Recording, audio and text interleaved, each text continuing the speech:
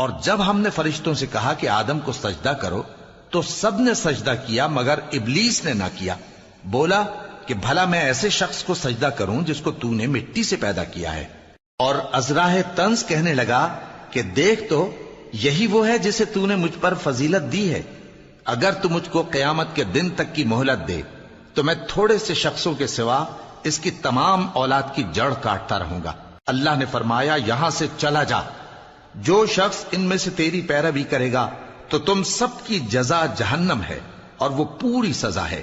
اور ان میں سے جس کو بہکا سکے اپنی آواز سے بہکاتا رہے اور ان پر اپنے سواروں اور پیادوں کو چڑھا کر لاتا رہے اور ان کے مال اور اولاد میں شریک ہوتا رہے اور ان سے وعدہ کرتا رہے. اور شیطان جو وعدے ان سے کرتا ہے سب دھوکا ہے. جو میرے مخلص بندے ہیں ان پر تیرا کچھ زور نہیں.